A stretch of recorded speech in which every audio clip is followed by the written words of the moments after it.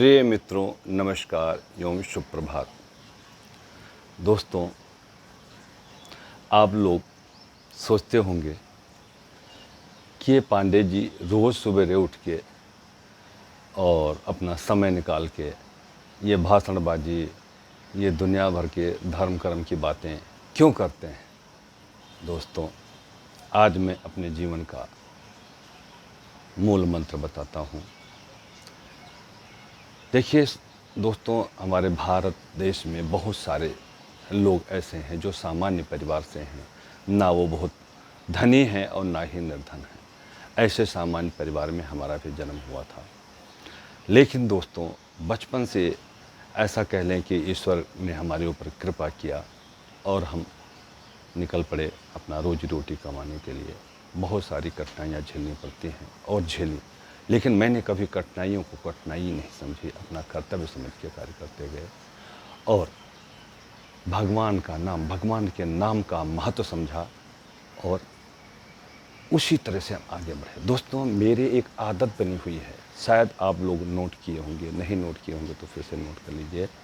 मैं जब भी किसी व्यक्ति से मिलता हूँ तो जय श्री राम बोलता हूँ। आप हमें कभी आजमा लें, आप हमें गुड मॉर्निंग बोलेंगे तब भी मैं जय श्री राम कहूँगा। और मैं जय श्री राम ही नहीं कहता हूँ, जय श्री राम प्रभु। कई दोस्तों ने कहा कि अरे नहीं भैया, नहीं, मैं प्रभु नहीं हूँ। तो मैंने उनको उनका मतलब बताया कि आत्मा में ही परमात्मा है, परमात्मा का अंश ही ये जीव है। जिसमें परमात्मा का अंश है वो हमें परमात्मा के समान है। हम उसको विद्यमान समझ के हम प्रणाम करते हैं, जय श्री राम बोलते हैं। जय श्री राम अनायास भी अगर आप भगवान का नाम ले लेते हैं तो आपका कल्याण हो जाता है, और इसलिए हम प्रयास करते रहते हैं। और उसका फल यह है दोस्तों कि जो जीवन में सोचा भी नहीं था कि सांसारिक जीवन में इतना कुछ हमें मिल जाएगा, वो प्रभु राम ने, वो भगवान ने सतमार्ग पे चलते हुए हमको दिया।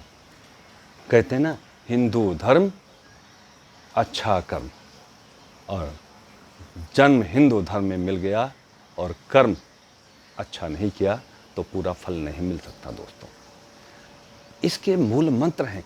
मूल मंत्र क्या है? ये ईश्वरीय भक्ति। देखिए, मैं बहुत सारे उदाहरण छोटा छोटा दूंगा, बहुत ज़्यादा लंबा वीडियो नहीं बनाऊंगा, आप लोग बोर हो जाते होंगे। लेकिन ये मैं ज़रूर कहूँगा कि उदाहरण अगर लेना चाहते हैं, जिसने भी राम नाम की शक्ति को पहचाना, कितने लोगों का नाम लें। अभी पिछले 2 दिनों में हमने भगवान शिव की भक्ति के लिए महामृत्युंजय मंत्र का महिमा बताया, और कल हमने भगवान विष्णु की भक्ति के लिए ओम नमो भगवते वासुदेवा नाम का मंत्र बताया लोगों को। आप जानते हैं, मैंने बताया नहीं, ये तो शाश्वत है, प्रमाणित है कि ईश्वर के नाम में इतनी शक्ति होती है दोस्तों कि जैसे रुई का पहाड़ हो और ये माचिस की तीली लगा दें, आग लगा दें, तो वो पूरा संपूर्ण पहाड़, वो पाप रूपी पहाड़ क्षण में नष्ट हो जाता है। ऐसे यह जीवन है जो राम नाम की शक्ति का स्मरण करके कार्य शुरू करेगा। वो जीवन में जो कुछ चाहता है वो सांसारिक सुख भी मिल जाएगा, और इस भवसागर, ये दुनिया से भी जब वो जाएगा तो उसको मुक्ति मिलेगी। दोस्तों, जब भी दुनिया से लोग जाते हैं तो मैंने हिंदुओं में एक बात तो देखी है कि जब वो अर्थी लेकर निकलते हैं तो क्या कहते हैं? राम नाम सत्य है, सत्य बोलो मुक्ति है। मतलब राम का ही नाम सत्य है, और इस सत्य का भजन करो तो मुक्ति मिलेगी। ये बंदा अंतिम क्षणों में ये अगर नहीं नाम लिया है तो हम लोग नाम लेते हैं और ईश्वर इसको मुक्ति दे दें। ऐसा करते हैं ना?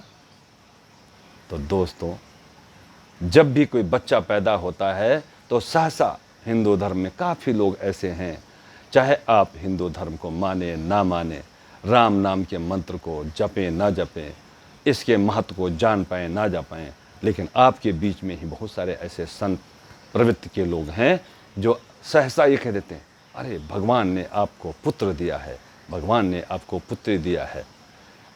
उस माता का नाम, उस पिता का नाम नहीं लेते जो भी सद्गुण वाले होते हैं, क्योंकि वो महत्व बताते हैं भगवान की। तो दोस्तों, अब आज आप हिंदू हैं तो हिंदुत्व करिए। हिंदू में भगवान का नाम, आप ईश्वर का नाम लेने में आपका जाता क्या है, मैं उसका भी महत्व बताता हूँ। देखिए, जैसे आप अच्छा काम करने के लिए कंप्यूटर ऑन करते हैं, कंप्यूटर कैसे खुलता है? उसको पासवर्ड डालना पड़ता है। मोबाइल में भी पासवर्ड डाल के लोग रखते हैं, नहीं तो क्या हुआ, अगर आपने लॉक नहीं किया हुआ है फ़ोन तो कोई भी आपका डाटा चुरा सकता है, कोई भी आपका कोई नुकसान कर सकता है। आपके फ़ोन से कोई गलत फ़ोन कर दे उठा के तो भी आपको नुकसान हो सकता है। तो आप क्या करते हैं, इसमें पासवर्ड डाल के रखते हैं, और जब आपको उपयोग करना होता है तो ये पासवर्ड डाल के इसका उपयोग करते हैं। देखिए, ये छोटे छोटे इंस्ट्रूमेंट में भी है। आप किसी घर में जाते हैं तो दरवाज़ा होता है। दरवाज़ा किस लिए होता है? उस घर की सुरक्षा के लिए होता है। उसमें धूल, मिट्टी, कूड़ा करकट या कोई विषैले जानवर या कोई अनचाहा व्यक्ति ना जा सके। तो जब आप दरवाज़ा खोलते हैं फिर उसकी सफाई करते हैं और स्वच्छता से रहते हैं। ऐसे ये इंसान के दिन का चर्या शुरुआत करने से पहले जैसे सो के उठते हैं और राम नाम का जाप करते हैं तो क्या होता है, आपका दरवाज़ा खुल जाता है और सारा दिन आप उस घर का इस्तेमाल कर सकते हैं, इस शरीर से अच्छे कार्य कर सकते हैं। तो ये राम नाम का अद्भुत मंत्र है, इसका भजन करना चाहिए आप लोगों को। अगर हिंदू हैं तो हिंदू धर्म, अच्छा कर्म अपनाइए दोस्तों। और मैं बताता हूँ, इस राम नाम के मंत्र का जाप जिसने किया उसका कल्याण हो गया। वरदान किसको मिलता है? जो भगवान की भक्ति करता है। आपके समाज में बहुत सारे ऐसे लोग हैं जो सभी को भक्त नहीं कहा जाएगा, स्वार्थ बस राम नाम ले लिए, कोई काम कर रहे हैं, अरे अनजाने में भी अगर राम का नाम ले लेते हैं तब भी आपका भला होगा। लेकिन भक्ति भाव से अगर राम नाम लेते हैं तो आनंद आता है। कहा गया, राम नाम सुंदर कर तारी और संशय विहंग उड़ामन हरि। राम का नाम सुंदर करताली के समान है जो संशय रूपी पक्षी को उड़ा देता है। आपके जीवन में बहुत सारे संशय होंगे, ये मैं कर पाऊंगा नहीं कर पाऊंगा, इसमें सफल होऊंगा नहीं सफल होऊंगा, मेरे भाग्य में ये लिखा है वो लिखा है। ये सब लिखा हुआ सब रास्ता साफ हो जाएगा अगर ईश्वरीय शक्ति को मान के काम करेंगे। दोस्तों, पूरे संसार में ईश्वरीय शक्ति को मानते हैं लोग। मैं आपको बताऊं, आपके भारत देश में भगवान बुद्ध का जन्म हुआ था और पूरा संसार उनकी भक्ति को मानता है। एक उदाहरण देना चाहता हूँ। एक डाकू था, अंगुलीमाल नाम का एक डाकू था, मगध राज्य में जंगलों में रहता था। सवेरा होते साथ शाम होते साथ लोग अपने घरों में घुस जाते थे कि भैया कहीं अंगुलीमाल न मिल जाए। अंगुलीमाल क्या करता था कि कोई भी राहगीर को किसी को भी पकड़ के और उसके हाथ में या जो भी उसके पास धन होता था छीन लेता था, उसको मार के उसकी उंगली काट के अपने गले में माला बना के पहन लेता था। क्यों? क्योंकि उसका यही कर्म था, उसको किसी ने समझाया नहीं कि यह गलत कर रहे हैं, वो अपना कर्म समझता था। लेकिन भगवान बुद्ध एक जगह वहाँ मगध में गए और वो प्रवचन कर रहे थे तो किसी ने कहा, भाई हमारे समाज में एक दुर्दांत डाकू है जो सबको मार डालता है। तो वो सहसा उठे, किधर रहता है, उसी साइड में चल पड़े। जाते जाते जंगलों में जैसे गए, अंगुलीमाल सामने दिखा, लेकिन भगवान बुद्ध चलते रहे और वो ठहरा, लेकिन भगवान बुद्ध उसके सामने से चलते गए। उन्होंने भगवान बुद्ध को, अंगुलीमाल ने कहा, रुकिए। भगवान बुद्ध रुक गए। बोले, हम तो कब के रुक गए हैं, तुम कब रुकोगे? भगवान बुद्ध ने प्रश्न किया। बोले, आपको मालूम नहीं, मैं यहाँ का जो है बहुत शक्तिशाली व्यक्ति हूँ और जो कुछ है मेरे पास अर्पण कर दो और नहीं मैं तुम्हें जान से मार दूंगा। भगवान ने कहा, भाई शक्तिशाली हो, इसका कैसे मालूम कि तुम शक्तिशाली हो? बोले, मैं सब कुछ कर सकता हूँ। बोले, मैं छोटा सा काम को करके दिखाओगे? बताइए। भगवान बुद्ध ने कहा, ये इस पेड़ से 10 पत्ते तोड़ के लाओ। बोले, इतना सा काम? ये तो कोई भी कर सकता है। बोले, आप करके दिखाइए। वो 10 पत्ते तोड़ के ले आया। फिर भगवान बुद्ध ने कहा, ऐसा करो, अब इस 10 पत्तों को जहाँ से तोड़ा है वहीं लगा दो जा करके। उसने बोला, ये कैसे हो सकता है, जो पत्ता तोड़ दिया गया है वो लगा नहीं सकता हूँ। बोले, तुम कैसे शक्तिशाली हो, जो लगा नहीं सकते उसको उजाड़ कैसे सकते हो, जो जीवन दे नहीं सकते तो जीवन ले कैसे सकते हो, ये आप गलत कर रहे हो।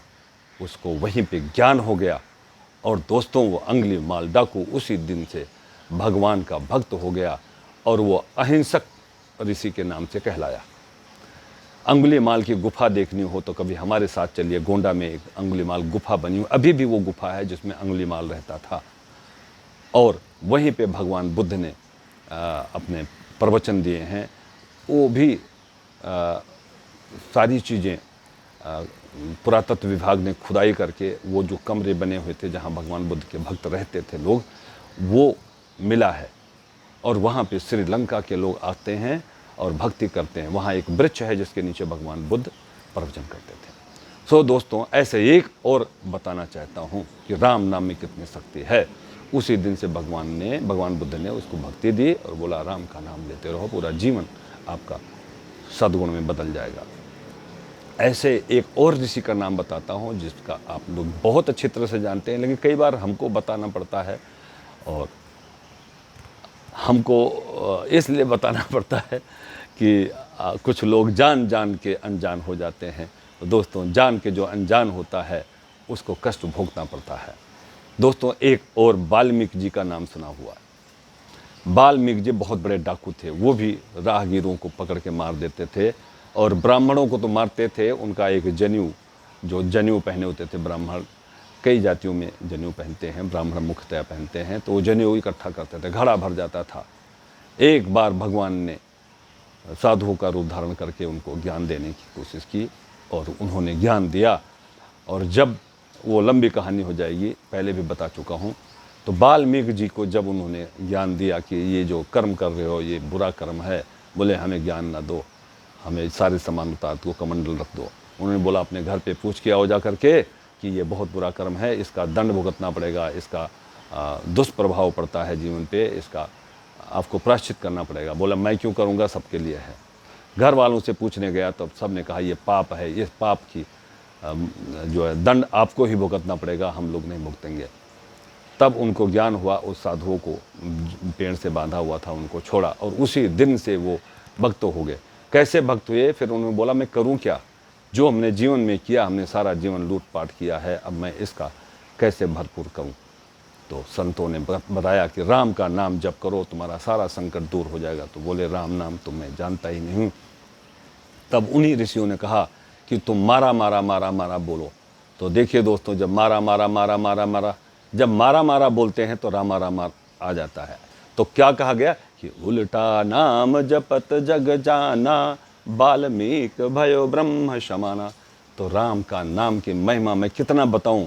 मैंने कल आपको बताया था, भक्त प्रहलाद भी ओम नमो भगवते वासुदेवा नारायण नारायण करते थे। उनके पिता हिरण्याकश्यप ने उनको बहुत दंड दिया, लास्ट में उनको भी भगवान ने मुक्ति दी। नरसिंह का रूप धारण करके खंभे को फाड़ करके सभा में प्रकट हुए और हिरण्याकश्यप को मुक्ति दिया, जान से मारना पड़ा, बहुत दुर्दांत हो गया था। वो कहता था मैं ही भगवान हूँ, हिरण्याकश्यप भगवान को हो। लेकिन दोस्तों, जो सत्य है वो सत्य है, सत्य को मिटाया नहीं जा सकता। इसी तरह से ध्रुव को भी नारद जी ने ओम नमो भगवते वासुदेवा का पाठ पढ़ाया था। वो भी संसार में बहुत बड़े राजा साबित हुए और आज भी ध्रुव तारा के नाम से जाने जाते हैं। ऐसे रावण इतना बलि कैसे होगा? रावण भगवान शिव की भक्ति करता था और दुनिया भर के वरदान प्राप्त कर लेता था। ऐसे शिव के वरदानियों का नाम कितना बताऊं। जो भस्मासुर था उसने भी शिव की भक्ति करके बहुत बड़ा वरदान मांग लिया था। ऐसे कितने भोलेनाथ तुरंत प्रसन्न हो जाते हैं। तो दोस्तों, भगवान का नाम लेने का कितना उदाहरण दे दूं। अगर आप समझ गए हैं तो अच्छी बात है, ना समझें तो जैसे कहते हैं ना, भैंस आगे बीन बजाओ भैंस ठाड़ पगुराए। जो एक जानवर होता है उसके सामने आप बंसुरी बजाएं तो बंसुरी की धुन को उसे समझ नहीं आएगा कि बंसुरी की धुन में क्या आवाज़ निकली, क्या सुर निकल रहा है। वो पगुराए रहेगी, ऐसे करती रहेगी। तो दोस्तों, ऐसे करने की ज़रूरत नहीं है। आप तो इंसान हैं और इंसान को अगर थोड़ी सी भक्ति समझ में आ जाए तो बहुत पुण्य कार्य, हमको तो बहुत पुण्य मिलेगा दोस्तों। तो ऐसे राम का नाम लेने से आपका सारे कष्ट दूर हो जाते हैं। जब भी आप हॉस्पिटल में एडमिट होते हैं, बहुत बड़ा कष्ट आता है, तो कहते हैं भैया अब तो भगवान ही बचाएं। डॉक्टर भी लास्ट में, डॉक्टर भी तो मनुष्य ही है, उसके अंदर भी शल्य चिकित्सा करके किसी तरह से आपके प्राण की रक्षा करना चाहता है, लेकिन एक क्षण आता है जब वो कहता है हमारा अब कुछ बस नहीं चला, अब तो भगवान ही मालिक है। तो जो वो मालिक भगवान ही है तो शुरू से क्यों नहीं याद करते हैं। कहा गया है ना कि दुख में सुमिरन जो करे, हाँ, सुख में सुमिरन सब करे, दुख में करे न कोई। और नहीं, दुख में सुमिरन सब करे, सॉरी, दुख में सुमिरन सब करे, सुख में करे न कोई, और जो सुख में सुमिरन करे तो दुख का हे का होए। ये कहा गया। इसका मतलब ये है कि जब संकट आता है तब कहते हैं अरे भैया भगवान ने बचावे इनको, भगवान का नाम लो, ये बच जाएं, बहुत बड़ी बात है। अब तो कोई सहारा नहीं रह गया, अब तो भगवान का ही सहारा है। तो दोस्तों, अगर यही बात आप जब सुखी हैं, जब प्रसन्नचित्त हैं, जब अच्छा कारोबार चल रहा हो, तब भी अगर भगवान का नाम ले लेंगे तो इसमें क्या बुराई होगी। लेकिन आप जब संकट आता है तभी उनको याद करते हैं, फिर भी वो आपकी मदद करते हैं, लेकिन उस टाइम मदद करना उचित नहीं होता वैसे, क्योंकि आप तो भूले हुए हैं, आप तो दुख में ही उनको याद करते हैं, तो सुख में क्यों नहीं है। और सुख में सुमिरन करेंगे तो आपका सारा कार्य सिद्ध होगा। दोस्तों, बहुत लंबी बात नहीं करना चाहते हैं। अगर हिंदू कुल में जन्म ले लिए हैं तो हिंदुत्व के वो सारे कार्य कीजिए और भगवान का भजन कीजिए। ये भव नैया से आपको पार लग जाएंगे, आप परम धाम को प्राप्त करेंगे, और आप इस युग में भी रह के इतना कुछ जीवन में मिल जाएगा जिसका वर्णन मेरे बस की बात नहीं करना। जय श्री राम।